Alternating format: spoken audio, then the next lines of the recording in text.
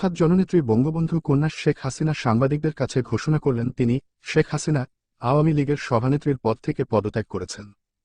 সংশ্লিষ্ট সকল মহলে এই পদত্যাগের ঘটনা আলোড়ন সৃষ্টি করল।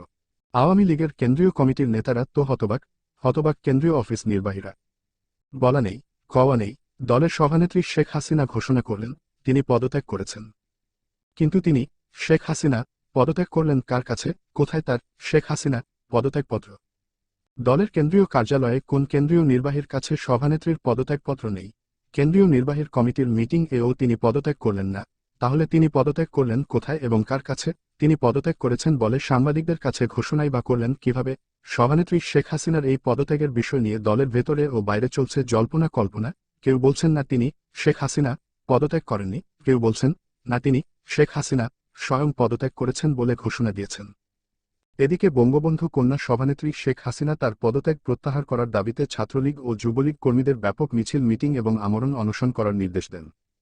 কিন্তু জননেত্রী বঙ্গবন্ধু কন্যা সভানেত্রী শেখ হাসিনার এই নির্দেশে যুবলীগ ছাত্রলীগের কর্মীরা তেমন সাড়া না দিলে এবং পত্রপত্রিকা পদত্যাগ নাটক নিয়ে হইচই শুরু করলে দলের সভানেত্রী শেখ হাসিনা দলের সাধারণ সম্পাদিকা সাজেদা চৌধুরীকে, বর্তমানে শেখ হাসিনার মন্ত্রিসভার বন ও পরিবেশ মন্ত্রী, সভানেত্রীর পদত্যাগপত্র ছিঁড়ে ফেলেছেন বলে ঘোষণা দেওয়ার জন্য জারপারানি অনুরোধ করেন।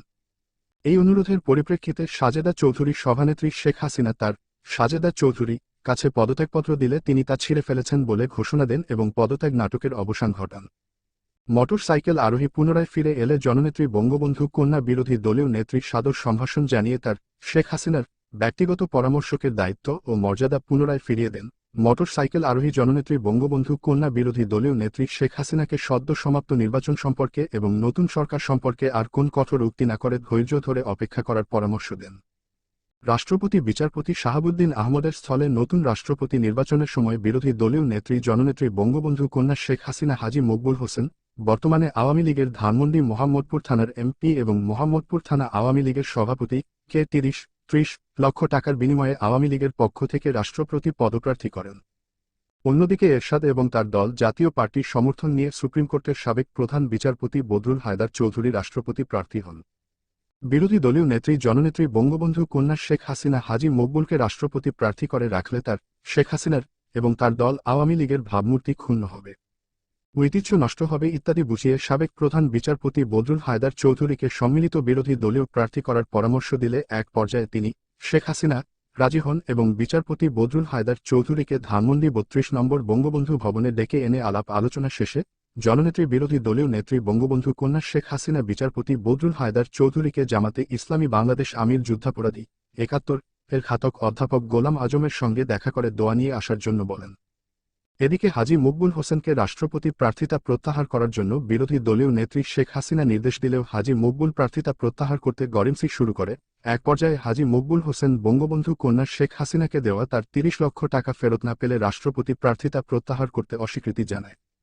তখন জননেত্রী বিরোধী দলীয় নেত্রী বঙ্গবন্ধু কন্যা শেখ হাসিনা ধানমন্ডি ৩২ নম্বরে বঙ্গবন্ধু ভবনে লোক দিয়ে হাজী মকবুল হোসেনকে ডেকে প্রায় ধরে এনে প্রথমে ধমকে জিজ্ঞেস করেন তার, মকবুল, মতো লোকের পক্ষে আওয়ামী লীগের রাষ্ট্রপতি প্রার্থী হওয়া সাজে কিনা। তারপর বলেন, আমি, শেখ হাসিনা, আপনার মতো লোককে আওয়ামী লীগের রাষ্ট্রপতি প্রার্থী করে বিরল সম্মান ও মর্যাদার অধিকারী করেছি। এটা কি আপনার জন্য যথেষ্ট নয়? তাছাড়া নির্বাচনে তো জিতবেন না, রাষ্ট্রপতি তো হতেই পারবেন না। এখন সম্মানের সাথে চুপচাপে বসে পড়েন। হাজী মকবুল আমতা করতে থাকল। বঙ্গবন্ধু কন্যা শেখ হাসিনা বলেন, আপনি যা করেছেন, যা দিয়েছেন, ভবিষ্যতে আমি তা মনে রাখব এবং পুষিয়ে দেব। এই নিয়ে আর উচ্চবাচ্য করে ভবিষ্যৎ খোয়াবেন না। নিঃশব্দে পদত্যাগ করে আমার প্রতি আনুগত্য দেখান। অতঃপর আওয়ামী লীগের রাষ্ট্রপতি প্রার্থী মকবুল হোসেন ভবিষ্যতে আসায় প্রার্থিতা প্রত্যাহার করে জননেত্রী বঙ্গবন্ধু কন্যা শেখ হাসিনার প্রতি আনুগত্য প্রকাশ করে।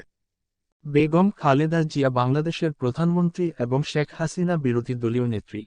প্রধানমন্ত্রী বেগম খালেদা জিয়া এবং বিরোধী দলীয় নেত্রী শেখ হাসিনার মাঝে সহযোগিতা সম্প্রীতি দূরের কথা, বরং বৈরিতা এবং হিংসা আগের চেয়ে আরও তীব্র হল। এই সুযোগে স্বাধীনতা বিরোধী মৌলবাদী রাজনৈতিক দল জামাতে ইসলামী তাদের নেপথ্যের মূল নেতা যুদ্ধাপরাধী ঘাতক গোলাম আজমকে জামাতে ইসলামীর আমির প্রধান বানায়। এর প্রতিবাদে এবং যুদ্ধাপরাধী ঘাতক গোলাম আজমসহ সকল যুদ্ধাপরাধীর বিচারের দাবিতে ১৯৯২ সালের ১১ই ফেব্রুয়ারি শহীদ জননী জাহানারা ইমাম মুক্তিযুদ্ধের চেতনা বাস্তবায়ন ও ৭১ এর ঘাতক দালাল নির্মূল জাতীয় সমন্বয় কমিটির নামে মুক্তিযুদ্ধের চেতনায় বিশ্বাসী একটি নতুন সংগঠন গড়ে তোলেন এবং আন্দোলন শুরু করেন। শহীদ জননী জাহানারা ইমামের নেতৃত্বে গড়ে ওঠা এই নতুন সংগঠনের আন্দোলন কর্মসূচিতে জনগণ ব্যাপক সাড়া দিল। নতুন প্রজন্ম শহীদ জননী জাহানারা ইমামের নেতৃত্ব ও কর্মসূচিতে দারুণ উৎসাহ ও আস্থা নিয়ে অংশগ্রহণ করতে থাকলে বঙ্গবন্ধু কন্যা বিরোধী দলীয় নেত্রী শেখ হাসিনা অস্থির ও উত্তেজিত হয়ে ওঠেন। তিনি, শেখ হাসিনা, কেবলই বলতে থাকেন জাহানারা ইমাম নতুন দোকান খুলেছে, নতুন ব্যবসা ধরেছে, নেত্রী হতে চায়, জননেত্রী হতে চায়, ব্যবসার জায়গা পায় না, মুক্তিযুদ্ধের নাম নিয়ে ব্যবসা শুরু করেছে। মোটরসাইকেল আরোহী বঙ্গবন্ধু কন্যা শেখ হাসিনাকে বলে, নেত্রী একই বলেছেন আপনি, সমগ্র জাতি জানে জাহানারা ইমাম শহীদ জননী ৭১ এর মুক্তিযুদ্ধে তার, জাহানারা ইমাম, ছেলে রুমি শহীদ হয়েছে, তিনি শহীদ জননী, আর আপনি একই বলছেন। বঙ্গবন্ধু কন্যা জননেত্রী শেখ হাসিনা উত্তেজিত হয়ে বলেন, রাখো তোমার শহীদ জননী, ও কিসের শহীদ জননী, ওর ছেলে রুমি লুটপাট করতে যেয়ে নিজেদের গুলিতেই মারা গেছে। ওর স্বামী ৭১ সালে যুদ্ধের সময় আর্মিদের সাপ্লাই করত। মোটরসাইকেল আরোহী বলে, একই বলছেন নেত্রী, এসব কথা জনসমক্ষে বললে হিতে বিপরীত হবে।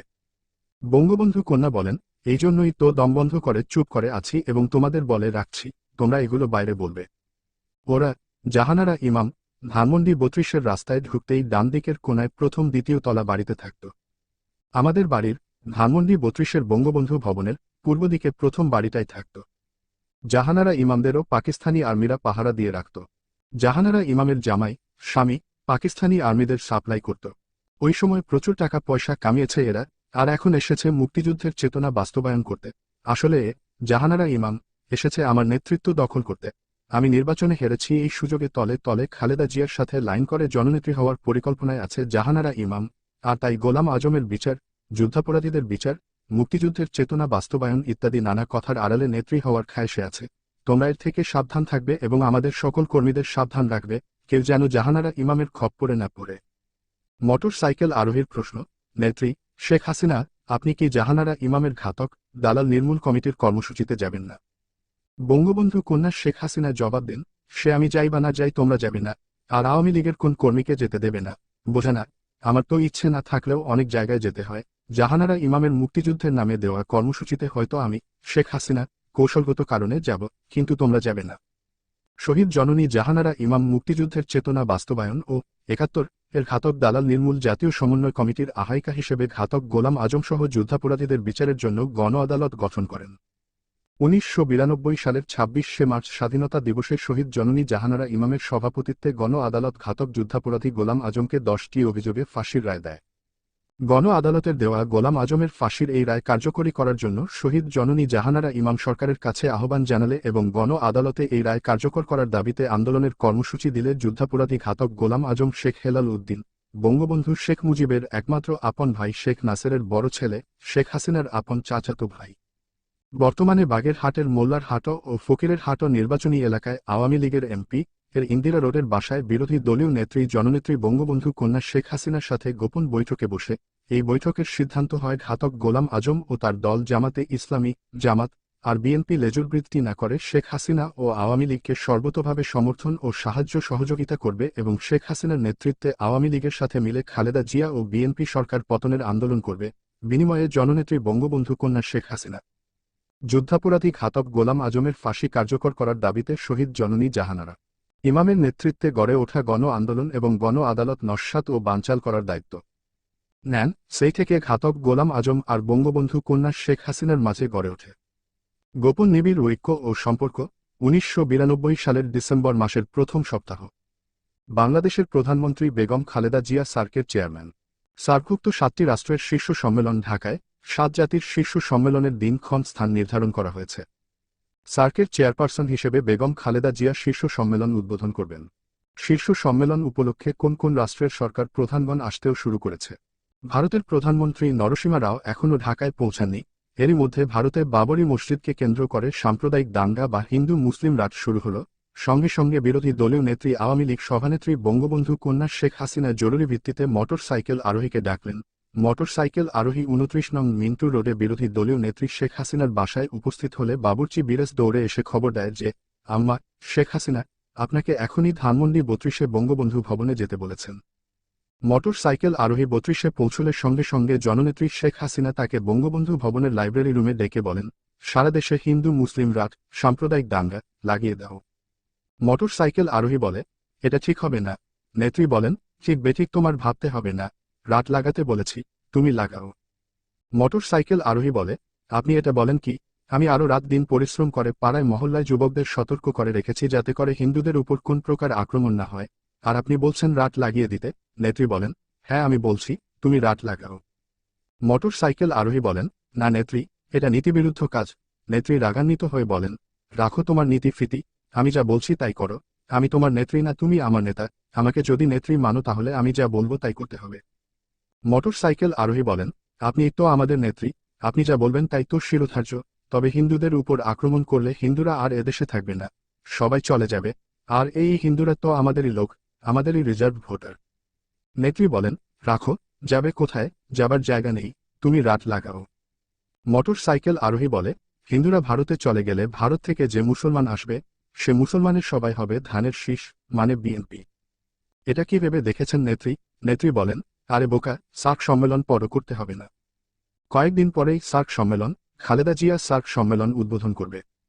ইন্ডিয়ার প্রাইম মিনিস্টার নরসিমা রাও এখনও আসেনি, সুযোগে এখনই রাত লাগিয়ে দিলে সার্ক সম্মেলন পর হয়ে যাবে। তাছাড়া জাহানারা ইমাম যেভাবে জনপ্রিয় হয়ে উঠছে তাকেও তো সাইজ করতে হবে। জাহানারা ইমাম আমার নেতৃত্বে প্রতি হুমকি, যেভাবে সে দিনকে দিন মুক্তিযুদ্ধের ধারক বাহক হয়ে যাচ্ছে তা ভয়ের ব্যাপার হয়ে দাঁড়িয়েছে। তাকে, জাহানারা ইমাম, আর ছাড় দেওয়া যায় না। এই সুযোগেই জাহানারা ইমামকে জনগণ থেকে বিচ্ছিন্ন করে ফেলতে হবে। এক ঢিলে দুই পাখি, সার্ক সম্মেলন পর, জাহানারা ইমাম সাইজ। তুমি রাত লাগাও, হিন্দুদের উপর হামলা কর। এদেশের সকল হিন্দুরাই এখন জাহানারা ইমামের পিছনে চলে গেছে।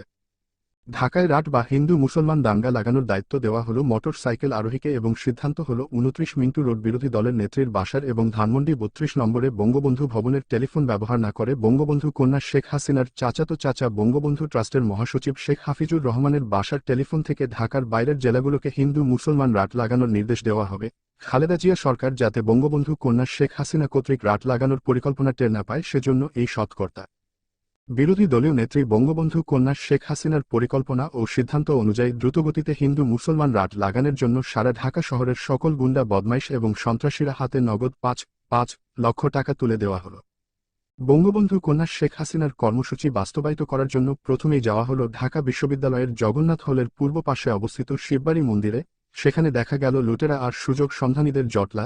এই জটলাকারী লুটেরা সুযোগ সন্ধানীদের হাতে সঙ্গোপনে একাধিক ১০০ টাকার কর্করে নোট গুজে দিয়েই বলা হলো, ভারতে মুসলমানদের খুন করা হচ্ছে, মুসলমান নারীদের ইজ্জত আর ধন সম্পদ লুট করে নেওয়া হচ্ছে, আর আমরা বাংলাদেশের মুসলমানরা চুপচাপ চেয়ে চেয়ে দেখছি, শুনছি। যান, শুরু করেন, নেন, লুট করে নেন। বলার সঙ্গে সঙ্গেই সুযোগ সন্ধানী লুটেরা হৈ হৈ করে মহা উৎসবে শিববাড়ি মন্দিরে লুটপাট শুরু করে দিল। সেখানে থেকে চলে আসা হলো ঢাকেশ্বরী মন্দিরে, এখানেও উৎসুক সুযোগ সন্ধানী লুটেরার জটলা। এখানেও নগদ টাকা আর একই কায়দায় বক্তৃতা এবং ঢাকেশ্বরী মন্দির লুট। এরপর এল রামকৃষ্ণ মিশন, নগদ অর্থ আর বক্তৃতায় কাজ হলো। রামকৃষ্ণ মিশনে লুটপাট শুরু হলো।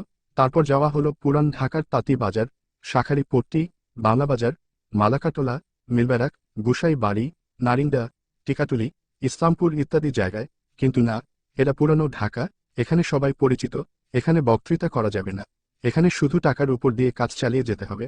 বিভিন্ন মস্তান, সন্ত্রাসী ও নেশাখোর গ্রুপকে প্রচুর টাকা দেওয়া হলো, টাকায় কথা বলল। পুরাতন ঢাকায় হিন্দুদের দোকান, ব্যবসা প্রতিষ্ঠানের, বাড়িঘরে লুটপাট আরম্ভ হলো। ঘণ্টা ৩-৪ পরে ধানমন্ডি ৩২ নম্বর বঙ্গবন্ধু ভবনে বিরোধী দলীয় নেত্রী বঙ্গবন্ধু কন্যা শেখ হাসিনাকে সারা ঢাকা শহরে হিন্দু মুসলিম সাম্প্রদায়িক দাঙ্গা বা রাত লাগিয়ে দেওয়ার সফল সংবাদ দিলে তিনি বেজায় খুশিতে আপ্লুত হয়ে বলে ওঠেন, এই তো কাজের ছেলে, তুমি না হলে কি হয়, তাই তো আমি তোমাকে খুঁজি। সামনে নির্বাচনে তোমাকে আমি মোকসেদপুর থেকে, গোপালগঞ্জের মোকসেদপুর কাশিয়ানী আসন, এমপি বানাবো। সারা দেশে হিন্দু মুসলমান রাত শুরু হলো।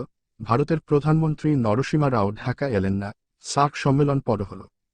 10ই ডিসেম্বর 1992 সাল, বৃহস্পতিবার, ঘাতক দালাল নির্মূল কমিটির নেত্রী শহীদ জননী জাহানারা ইমামের ডাকে গণ আদালত কর্তৃক ঘোষিত যুদ্ধাপরাধী গোলাম আজমের ফাঁসির রায় কার্যকর করার দাবিতে মানববন্ধন কর্মসূচিতে হিন্দু সম্প্রদায় যোগদান করল না। মাত্র কয়েকদিন আগে ঘটে যাওয়া হিন্দু মুসলমান রায়টের কারণে যুদ্ধাপরাধী ঘাতক গোলাম আজমের ফাঁসির দাবিতে মানববন্ধন কর্মসূচিতে হিন্দু সম্প্রদায় যোগদান করবে না, এটা প্রায় নিশ্চিত ছিল। আর সেই কারণেই ঘাতক দালাল নির্মূল ও মুক্তিযুদ্ধের চেতনা বাস্তবায়ন কমিটির নেত্রী শহীদ জননী জাহানারা ইমাম আগে থেকেই আমরা যারা মুক্তিযোদ্ধা আমাদের সাথে ঘনিষ্ঠ যোগাযোগ করে বন্ধু বান্ধব, পরিবার পরিজন নিয়ে 10ই ডিসেম্বরের মানববন্ধন কর্মসূচিতে যোগদান করার আহ্বান জানান একজন মুক্তিযোদ্ধা হিসেবে শহীদ জননী। আহ্বানে সাড়া না দিয়ে পারিনি। তাছাড়া হিন্দু মুসলিম সাম্প্রদায়িক দাঙ্গা সৃষ্টি আমাকে মর্মে মর্মে আঘাত করছিল। এর জন্যই বঙ্গবন্ধু কন্যা শেখ হাসিনাকে না জানিয়ে আমার একমাত্র শিশুকন্যা স্বর্ণলতা ও প্রিয়তমা স্ত্রী ময়নাকে সঙ্গে নিয়ে মানববন্ধন কর্মসূচিতে অংশগ্রহণ করি। মানববন্ধন কর্মসূচির পরের দিন 11ই ডিসেম্বর 1992 সাল শুক্রবার দৈনিক ভোরের কাগজ ও দৈনিক আজকের কাগজের প্রথম পাতায় বড় করে আমাদের, আমি, আমার কন্যা এবং আমার স্ত্রী ছবি ছেপে লিড নিউজ করে। ভোরের কাগজ ও আজকের কাগজের এই ছবি দেখে জননেত্রী বঙ্গবন্ধু কন্যা শেখ হাসিনা ভীষণ রেগে যান এবং টেলিফোনের মাধ্যমে আমাকে জরুরি তলব করেন। সকাল 10টা নাগাদ 29 মিন্টু রোডে বিরোধী দলীয় নেত্রী শেখ হাসিনার বাসভবনে পৌঁছে কাঠের সিঁড়ি দিয়ে দোতলায় ব্যালকনিতে উঠে দেখি বঙ্গবন্ধু কন্যা গম্ভীর হয়ে বেতের চেয়ারে বসে আছেন। আমাকে দেখেই ভোরের কাগজ ও আজকের কাগজ পত্রিকা দুটি আমার দিকে ছুড়ে মেরে উত্তেজিত হয়ে বললেন, এই তোমাদের বিশ্বাস? মুখে এক কথা আর কাজে আর এক। পত্রিকা দুটি হাতে নিলাম এবং এই প্রথম সপরিবারে পত্রিকায় নিজেদের ছবি দেখে বুঝে ফেললাম ঘটনা অনেক খারাপ। আজ কপালে অনেক খারাপই আছে। বঙ্গবন্ধু কন্যা জননেত্রী শেখ হাসিনা বলতে লাগলেন, নেতৃত্বের প্রতি এই তোমাদের আস্থা, এই বিশ্বাস, এই আনুগত্য, যেখানে আমি নিজে জাহানারা ইমামের কর্মসূচিতে তোমাদের অংশগ্রহণ করতে নিষেধ করেছি এবং অন্য কর্মীরা যাতে অংশগ্রহণ করতে না পারে তার দায়িত্ব তোমাকে দিয়েছি, সেখানে তুমি নিজেই কোন আক্কেলে বউ বাচ্চা নিয়ে হাজির হলে। একদিকে থাক, জাহানারা ইমাম পছন্দ হয়, জাহানারা ইমামকে নিয়েই থাক। আমার দিকে আর এসো না। আমি চুপ করে ভাবছি এখন কি বলা যায়। মাথায় একটা বুদ্ধি এলো। ধীরে ধীরে বললাম, নেত্রী আমি কিছু বলতে চাই, তুমি আবার কি বলবা? তোমার আবার কি বলার আছে? বল নেত্রী। আমরা তো আসলে মেয়ের স্বর্ণলতার জুতা কেনার জন্য এলিফ্যান্ট রোড যাচ্ছিলাম, কিন্তু আপনার নির্দেশ পালন করার জন্য একটু আগে ভাগেই বেরিয়েছিলাম এবং প্রেসক্লাব এসে অন্তত 300 কর্মীকে কানে কানে জাহানারা ইমামের এই কর্মসূচিতে যোগ না দেওয়ার আপনার নির্দেশ জানিয়ে বিদায় করেছি। কিন্তু ফটো সাংবাদিকদের খপ্পর থেকে বাঁচতে পারলাম না। তারা নাছোড়বান্দা, ফটো না তুলে ছাড়লই না। আসলে এটা মানববন্ধন কর্মসূচির ফটো না, কৃত্রিমভাবে তোলা এই ছবি। মাত্র কয়েকদিন আগে রাত হয়ে গেল। মৌলবাদীরাও সক্রিয়। দেশের এই উত্তপ্ত পরিস্থিতিতে আমি বউ বাচ্চা নিয়ে জাহানারা ইমামের মানববন্ধন কর্মসূচিতে যাব? আমার কি মাথা খারাপ হয়েছে? আমরা শুধু আপনার নির্দেশ পালন করার জন্যই এই ঝুঁকি নিয়ে সেখানে গিয়েছি। তোমরা তো এই রকমই কাজ করবা, হিতে বিপরীত করবা। তোমাদের নিয়ে যদি একটু নিশ্চিন্ত থাকা যায়, বোঝা এবার ঠেলা। সবাই পত্রিকার ছবিতে দেখবে শেখ হাসিনার নিজস্ব লোকেই জাহানারা ইমামের কর্মসূচিতে। এখন আর কাকে নিষেধ করবা না যাওয়ার জন্য? তোমাদের নিয়ে আমার যত জ্বালা।